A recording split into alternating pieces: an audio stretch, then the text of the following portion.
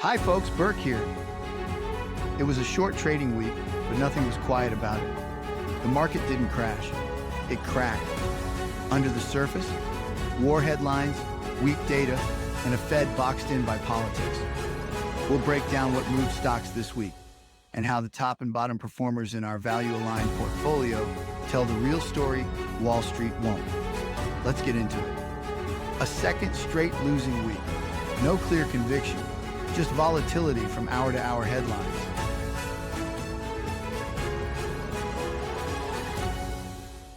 Markets opened the week digesting fallout from Israel's airstrikes. That risk premium, it showed up fast. Oil jumped more than 10% early in the week. Brent crude topped $77. But on Thursday, Trump announced a 2-week pause before potential U.S. military action. That brought a breath of optimism until Friday, when he walked it back and cast doubt on peace talks. This market is twitchy. It's not pricing risk, it's reacting to it by the hour. The Fed met this week and, as expected, held rates steady at 4.25%, 4.50%. Why? Because they're waiting to see how new tariffs from the Trump administration ripple through prices. Fed Chair Powell warned that tariffs may push up prices and weigh on activity.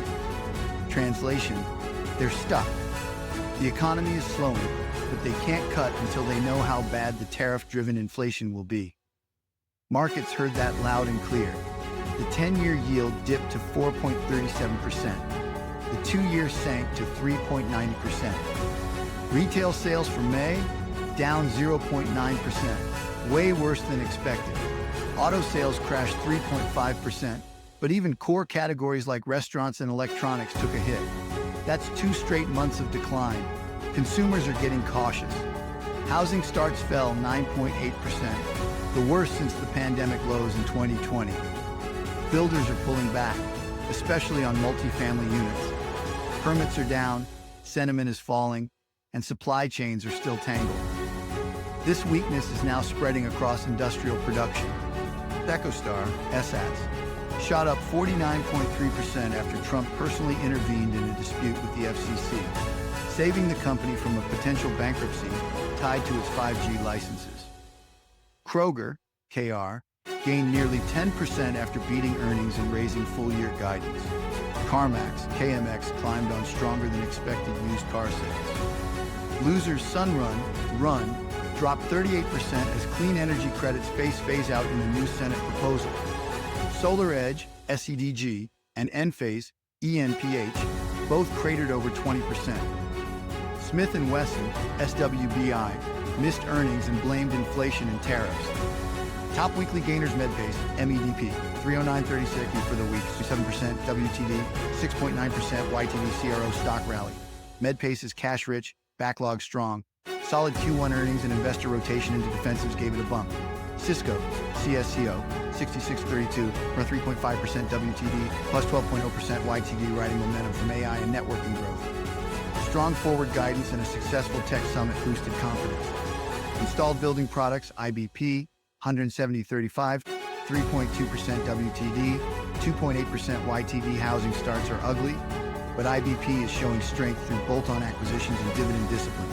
Ulta, 473.85, 43.2% WTD, 48.9% YTD, still outperforming retail peers. Ulta is proving it can thrive even in a cautious consumer environment.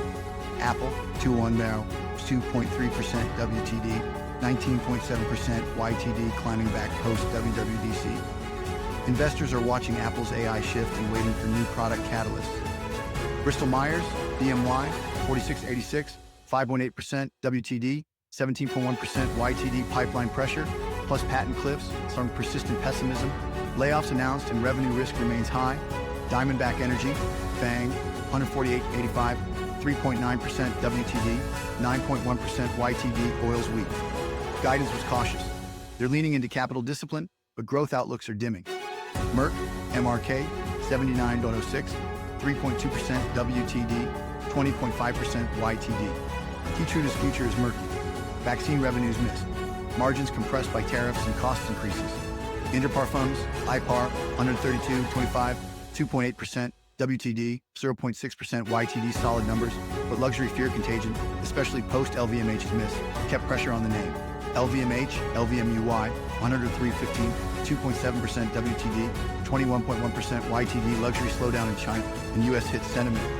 Even brands like Dior and Louis Vuitton aren't immune. So what now? The Fed is stuck. Inflation is cooling. Growth is slowing. But tariffs are coming, and the Fed's watching. The key report this week?